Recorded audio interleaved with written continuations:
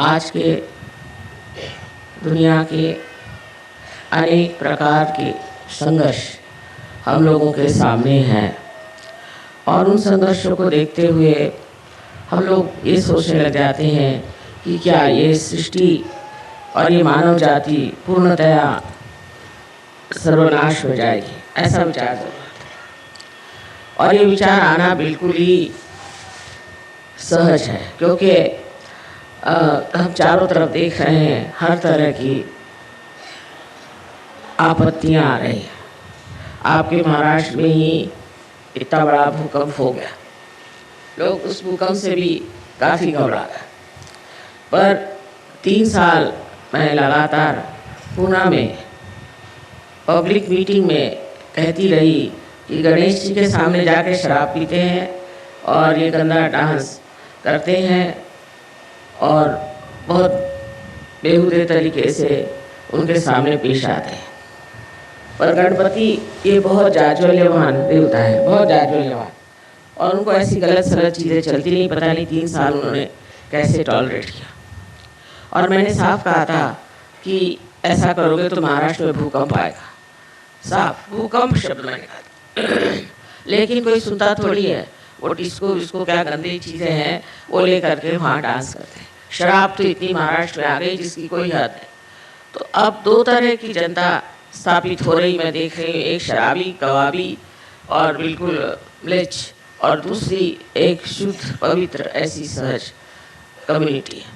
अगर आपको अपने बच्चों को बचाना है और अपने बच्चों को एक शुद्ध वातावरण देना है तो उनको जितना हो सके सहज में उतारें, और आप भी सहज में उतरें। सहज की अनेक उपलब्धियां हैं जिसके बारे में मैं आपसे क्या बताऊं, लेकिन आप आश्चर्य करें कि हर रोज़ मेरे पास कम से कम 10-12 ऐसे पत्र आते हैं जिसमें वो लिखते हैं कि किस कदर उनकी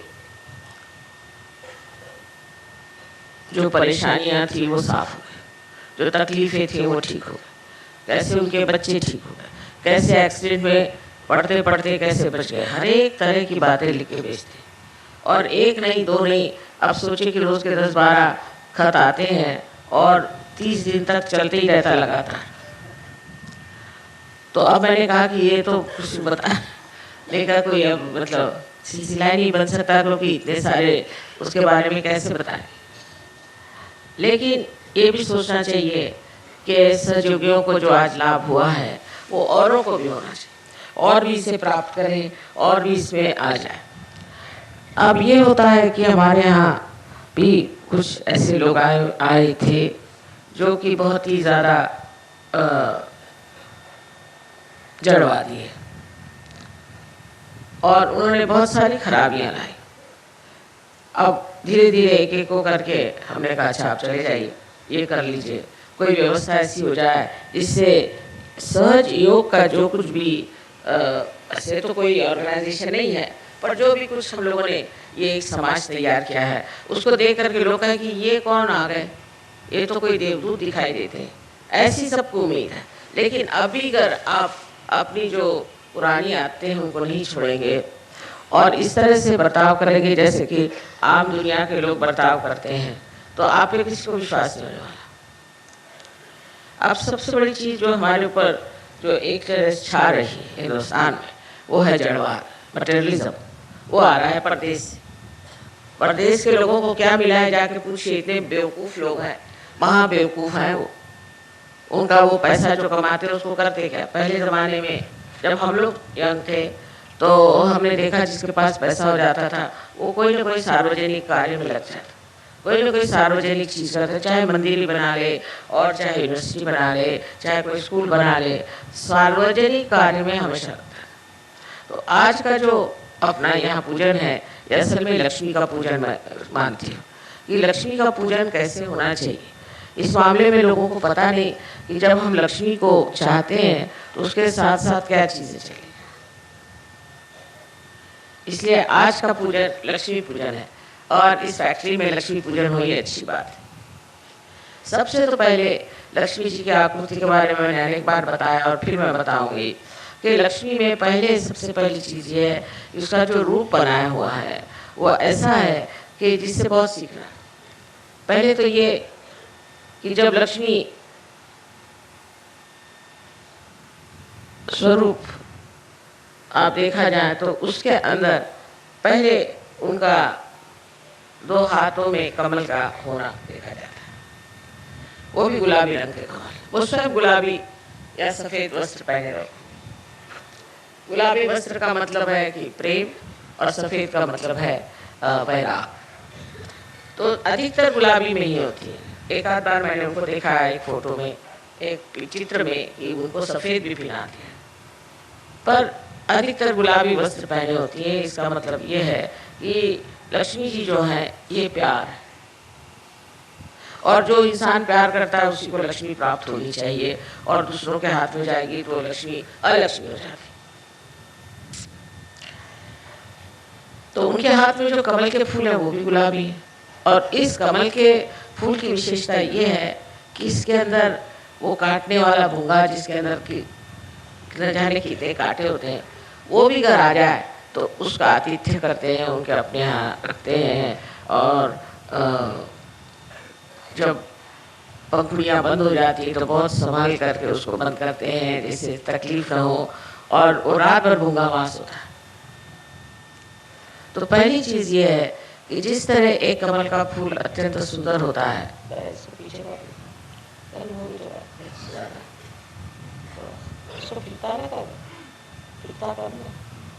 घूमता हुआ कर दे तो अच्छा है। इस तरफ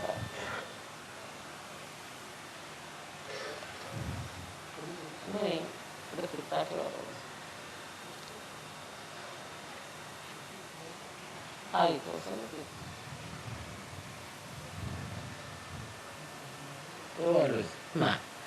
सो लक्ष्मी जी के कमल पुष्प में जो खूबसूरती है, जो सुंदरता है, जो एक आतिथ्य के लिए आने के लिए एक उसमें आमंत्रण है, वो चीज एक रईस आदमी में होनी चाहिए। ये बात हमने राजेश शाह में देखी। मैंने कहा इतने सारे आए 400-500, और ये इसमें से कुछ लोग ज़्यादा दिन रहना चाहते हैं, तो तुम यहाँ क्यों रखते हो, वाशी में जो इतना खर्चा क्यों करोगे, 2-4 दिन और रहना चाहते हैं। उसने कहा आप सब यहाँ व्यवस्था हो गई, रहने दीजिए, क्या हो गया, हम लोग बड़े खुश हो जाएंगे। अरे भाई तुम्हारे इतना पैसा खर्चा हो रहा है, कुछ उसको तो सोच। नहीं माँ, बड़ी खुशी की बात है, ये लोग आ गए इनके। ठीक है, तुम्हारा अगर मन है तो रखो, पर खर्चा बहुत हो रहा है, मुझे अच्छा नहीं लगता तुम लोग बेकार में खर्चा। नहीं बेकार में नहीं, इससे बड़ा हमें आनंद आएगा। ये लक्ष्मीपति का लक्षण है। जो लक्ष्मीपति होता है उसके अंदर आनंद आना चाहिए कि 4 मेहमान हमारे घर आए, खाए पिए आराम से। ये तो लक्ष्मी का उपयोग है। कोई आप अपने मुंह पर वो नोटे लगा के तो नहीं घूमते ना। ये तो ऐसे किसी गधे को नोट लगा दो और घूमे और लक्ष्मीपति हो जाए।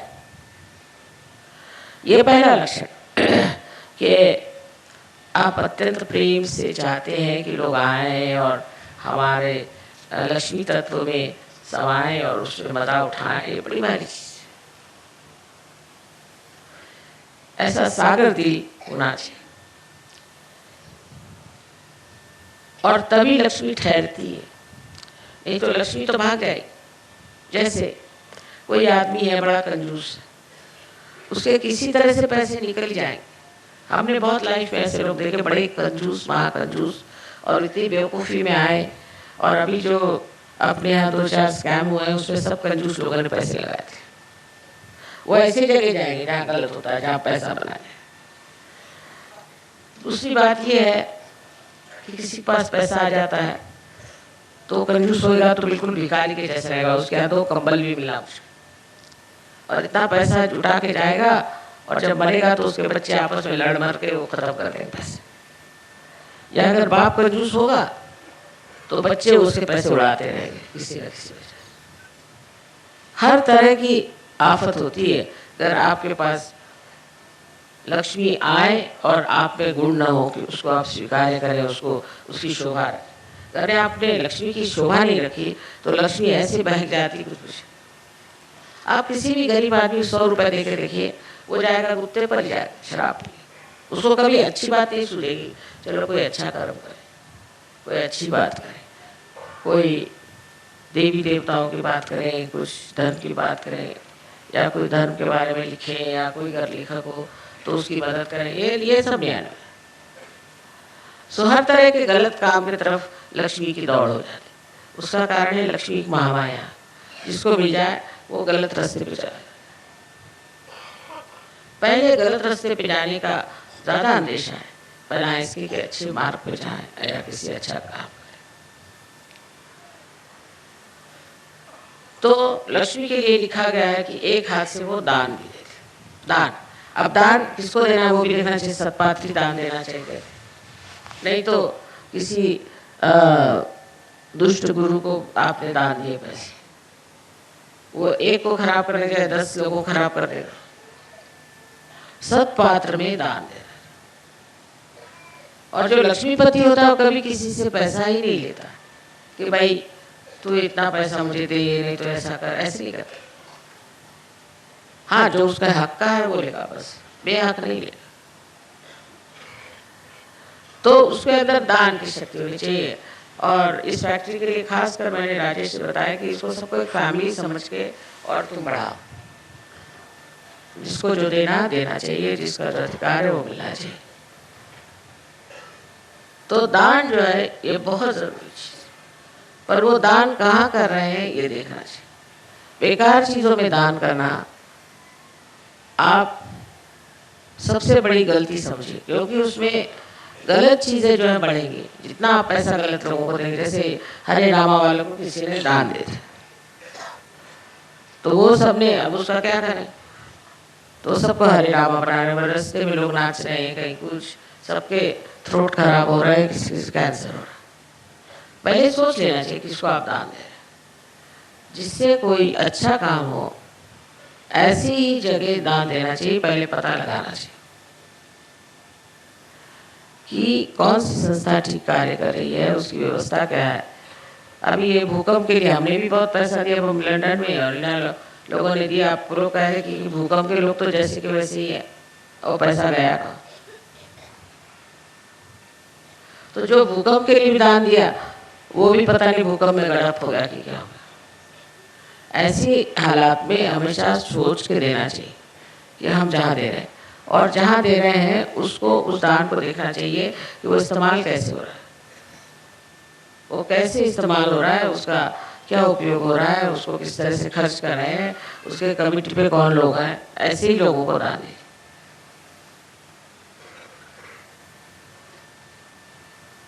और ऐसे आदमी को अच्छा भी नहीं लगेगा कि सामने भूखा बैठा हुआ और आप अपने आराम से खा रहे हैं, उसके सामने खाना जाएगा ही नहीं आप। सो दान का मतलब ये भी होता है कि जो अपनी खुशियां हैं उनको बांट लेना, जो कुछ हमको मिला है उसे बांट लेना। और दूसरी उनकी और एक विशेष बात है कि वो सबको आश्रय देती है। ऐसा आश्रय, सब अपने आश्रित लोग हैं जो अपने यहाँ काम करते हैं, जिनसे हमारे सब चीज़ें चलती हैं। इन सब चीज़ों को आश्रय देना, वो भी आश्रय देते वक्त में उसका सौजन्य होना चाहिए। ये नहीं कि आश्रय देते वक्त तेरे को इतने पैसे दिए तो ऐसा वैसा। अपने घर में नौकर चाकर हैं, या खेतों में जो काम करने वाले आपके लोग हैं, फैक्ट्रियों में काम करने वाले हैं, जहाँ भी है, उन सब का मान रख के उनको आश्रय देना। आश्रय का मतलब पैसे देना ही नहीं, लेकिन उनको मान से रखना चाहिए। और मान बहुत बड़ी चीज़ है। बहुत से लोग ऐसे होते हैं कि उनको अगर आप मान दे दें तो बहुत खुश होते हैं। हमारे पति आप जानते शिपिंग कॉरपोरेशन में थे, और बंगाल के जो यूनियन वाले थे वो ज़रा सता रहे थे। मैंने कहा कुछ नहीं, तुम उनसे कह दो कि मैंने उनको ब्रेकफास्ट पे बुलाया। तो जब आए बम्बई तो उनको ब्रेकफास्ट पे बुला लिया, और मैंने खुद अपने हाथ से खाना वाना बना के उनको खिलाया। और उस दिन से उनकी अकल ही दुरुस्त हो गई। या तो खाने नहीं जाके कुछ कर दिया कि क्या, बिल्कुल ठीक हो। फिर उन्होंने जिद करी कि हमारे जो बिल्डिंग है उसका उद्घाटन माता जी करेंगे। तो मैं माता जी भी नहीं थी, उनको बुलाइए, उन्हीं से कराएंगे और किससे। अब मुझे भाभी जी कहते थे। अब इसी में उनको मान हो गया। उनके जो सेक्रेटरी साहब थे उन्होंने कहा माँ आप जब आएंगी यहाँ तो एक कप चाय जरूर मेरे यहाँ पीछे। मैं कहा ठीक पी ले। मैं गई उनके घर जाके एक कप चाय पी ली। कुछ क्या बंगाली मिठाई उठाई दी थी और बहुत उनकी घर में सब कहें तो बंगाली लगती हैं, ये बहुत खुश हो गए और उस दिन से उनका भी झगड़ा पूरा खत्म। सो किसी को मान देने से झगड़े खत्म हो जाते। उसको लगता है इतना मेरा मान किया, मैं कैसे इसका अपमान करूं। तो एक तरीका जीतने का है, उस आदमी को मान दीजिए, आर्टिफिशियली नहीं, रियली मन से उसको मान देना चाहिए, उसका मान करना चाहिए। ये खास चीज आपको समझिए कि कोई सी भी व्यवहार में अगर आप मान देना। अब जैसे आपसे बताएं, या महाराष्ट्र लोगों को तो इसीलिए बिजनेस नहीं आता क्योंकि ये लोग फटाक फटाक बोलेंगे कुछ भी। जैसे पुणे में है तो आप जाइए, मैंने पूछा एक महाराष्ट्र से, भाई तुम्हारे पास चंदेरी साड़ी है, क्यों सी चाहिए, बाहर से। मैं कहा गुलाबी गुलाबी रंग की है, नहीं है, जाओ चलो आगे चलो, कह दिया महाराष्ट्र लोग। ये क्या बिजनेस करे। दूसरा उधर सिंधी बैठा था, सिंधी का माता जी आओ, बहन जी आओ, सारे रिश्ते उन लगा के मुझे अंदर बोला, तुम्हारे पास चंदेरी है, हाँ है, बैठो तो सही, चाय पियो, पान खाओ। तो मैं पान नहीं खाती। अच्छा चलो क्या करते, ये लो वो लो, 1 घंटा बिठाया और उनके पास न चंदेरी साड़ी थी न कुछ नहीं था। 4-5 उनके सूट लेकर मैं बाहर निकली, इनसे पीछा छुड़ा, समझे ना। और फिर अगर कोई मारवाड़ी हो तो आपके गले में कंठी पहना देगा, तब आप निकलेंगे वहां से, उससे कम नहीं। तो इसे सोचना ये चाहिए कि मनुष्य के अपमान करने से, उसको ऐसी वैसी बातें सुनाने से आपका बिजनेस कैसे, लक्ष्मी कैसे चलेगी। लक्ष्मी तो बिल्कुल प्यार है, और जो आदमी प्यार से बात करेगा, आओ जी, बैठो जी, हाँ खाओ जी, ये वो, ये रोज का अनुभव, ये रोज का अनुभव है। हमारे यहाँ एक लखनऊ में है एक हलवाई साहब, बड़े बहुत उनका नाम है राम भरोसे, वो बहुत ही मशहूर हलवाई है वहाँ।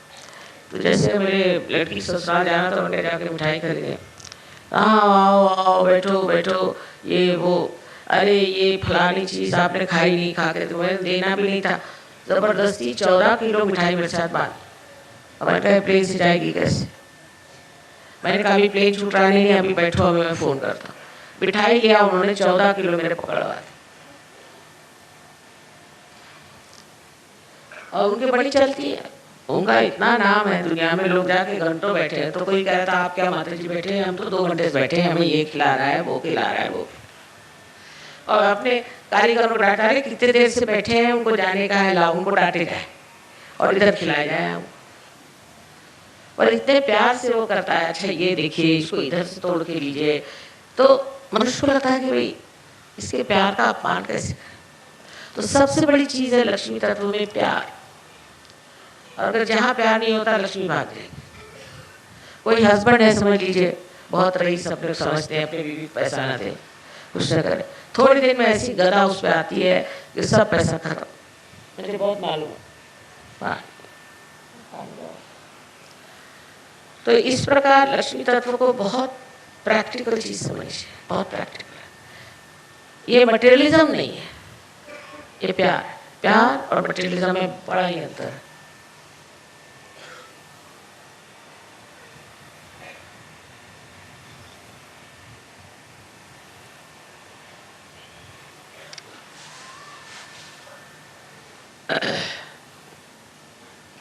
मटेरियलिज्म में मनुष्य अपने लिए पैसा कमाता है, अपने लिए कमाता है, अपने घर में रहता है, और उसको फिर एक उसका लाइफस्टाइल हो जाता है। वो बेवकूफ़ी है सारी। किसी ने कुछ निकाल दिया, वही लाइफस्टाइल हो गया।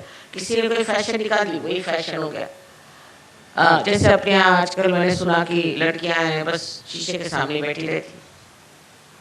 मैंने कहा शीशे के सामने क्या बैठी रहती, बस सजाती रहती है अपनी को, ये वो। अब किसी निकाल दिया कि मुंह में ये चीज़ लगाने से अच्छा लगा, वो चीज़ लगाने से अच्छा लगा, तो बैठे हैं घंटों, वो बैठे अपने टाइम बर्बाद कर रहे हैं। तो उनका तो लाइफस्टाइल और भी खराब।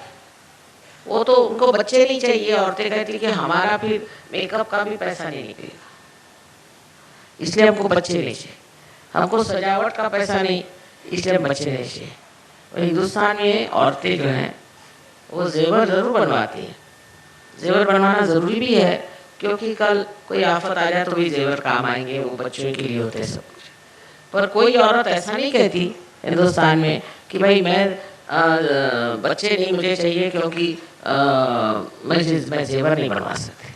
बच्चे जेवर वेवर सारी दुनिया से ऊंची चीज़ है आज तक भारतवर्ष में, आज तक।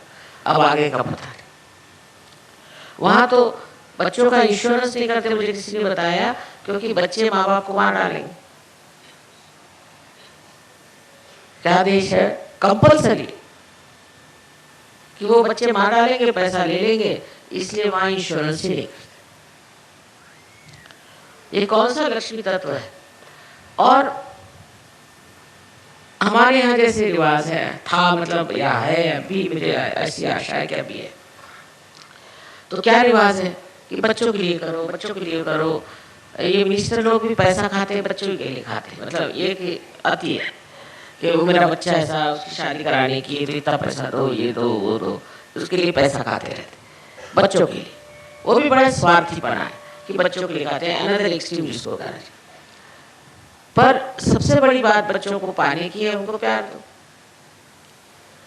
उनको इससे बड़ी घबराहट होती है कि कहीं माँ से मेरा प्यार न छूट जाए। या आप लोगों का भी हाल है हमारे साथ कि कहीं माँ हमसे नाराज नहीं हो जाए। ये इतनी प्यार की महिमा है। तो लक्ष्मी तत्व जो है वो प्यार, और ये मटेरियलिज्म जो है ये प्यार को काटता है। बीबी है वो सोचती है कैसे मैं डिवोर्स लूँ, कि हस्बैंड को कैसे ठिकाने लगाऊं। हस्बैंड सोचता है बीबी का पैसा कैसे संभालूं। प्यार की कोई बात ही नहीं सोचता, सब पैसे ही पैसे की बात सोचते हैं। सब पैसा ओरिएंटेड लोग हैं। कोई ये चाहिए कि ये शादी से क्या होगा, ये बच्चों से क्या होगा, इससे क्या लाभ होगा, ये होगा। और प्यार जो है इस जड़ को, इस मैटर को कैसे इस्तेमाल करता है। जैसे कि आपको उससे प्यार, तो आप कह सकते हैं कुछ नहीं, नमस्ते कर लिया, फूल दे दिए, फिर मन नहीं माना, माए एक हम आपके लिए साड़ी लाए, आप ले लीजिए, एक बस एक, हमेशा के लिए एक ही, बस एक ले लीजिए, कृपा है। अरे भाई मेरे पास इतनी साड़ियाँ हैं, तुम क्यों ला? नहीं माँ बड़े इससे लाए हैं, हम आपके लिए लाए हैं। और मेरे इतना ज़्यादा करेंगे कि मैं अच्छा बाबा दे दो साड़ी, दे दो, चलो। तो कभी कुछ तो कभी कुछ, माँ ये हम खास अपने हाथ से बुन के लाए हैं आपके लिए शॉल। अरे बाबा शॉल इतनी ज़्यादा है, मेरे शॉलों से मैं भर गई, पर हमने तो अपने हाथ से बुनी, हमने अपने हाथ से एम्ब्रॉयडरी की है। ये चीज़ इतने प्यार से कैसे मना करें। जैसे मेरे आंखों में आंसू आते हैं, मना करते हो, पर वो मैं ले ही लेती हूँ, करूँ क्या। अभी मैं इनसे कहती हूँ मैं रखूँ का, अभी एक घर बनाया, अभी दूसरा घर बनाना पड़ेगा, वो गोडाउन बना दिया मैंने उस घर का। अब किसी को बोलोगे नहीं तो वो इतने दुखी हो जाएंगे कि पता नहीं क्या, रोते ही जाएंगे, माँ ने लिया ही नहीं, माँ ने लिया नहीं। अरे भाई अब क्या करना लेकर। प्यार बांटने के लिए ये मैटर है। अब जैसे ये फूल लगा दिए, ये ऊपर से छत लगा दिया, ये सजावट कर दी, इसकी कोई जरूरत नहीं थी, ऐसे भी सब हो सकता था। पर ये अपना प्यार कैसा दिखाए माँ के लिए। कोई हमारे यहाँ उत्सव होता है, कोई भी चीज़ होती है, तो हम लोग उसमें अपना प्यार जताने के लिए न जाने क्या क्या चीज़ें करते रहते हैं। मैं पोलैंड गई थी तो 2-3 बार गई हूँ, 3-4 बार, तो आप लोगों के लिए वही चीज़ें कुछ खरीदती हूँ। तो बोले ये वहाँ की औरत कहने लगी कि आप बहुत नोबल हैं, आप बहुत बढ़िया हैं। मैंने कहा क्यों भाई, क्या क्या मैंने। पहले आप हमेशा दूसरों के लिए खरीदते हैं, अपने लिए कुछ खरीदते नहीं। मैंने कहा मेरे पास बहुत पड़ा है, तो वही बेच डालो, अभी बहुत ज़्यादा है। इस तरह से समझ आ जाता है कि दान बहुत बड़ी चीज़। और हमने अपने जीवन में ऐसे ऐसे लोग देखे कि जो तो बड़े दानी थे। एक राव बहादुर डी लक्ष्मी नारायण करके थे, तो शायद वो मारवाड़ी थे, लेकिन बाद में जाके मद्रास में सेटल होते, बहुत रईस आदमी थे। तो उन्होंने एक लड़की को पाला था, तो कुछ लोग लालची लोगों ने सोचा इस लड़की की शादी कराने पहुंचे। तो उन्होंने बता दिया कि मैंने सारा पैसा मेरी यूनिवर्सिटी को दिया है, इस लड़की की शादी में सर्वसाधारण शादी में करने वाला, भाग गए वहां से। कोई उस लड़की की शादी करने को तैयार। वो सुंदर थी, बहुत गुणी थी और उसको बहुत सारी चीजें आती थी, पर नहीं, इनकी लड़की इसलिए हम शादी करने आए थे, तो ये तो कुछ हमको पैसा नहीं देने वाले, तो भाग गए। तो उन्होंने कहा जिसको पैसे के लिए इससे शादी करे उससे मैं शादी नहीं करने वाला। इस प्रकार ये जो मटेरियलिज्म है आज हमें बड़ी बुरी तरह से जकड़ रहा है। और इन लोगों से सीखना ये है कि ये किस गर्त में गए इस मटेरियलिज्म। वो खोपड़ी में चला गया, उससे सारी गंदगी, सारी बुराइयां, सब चीजें आ गई। पैसा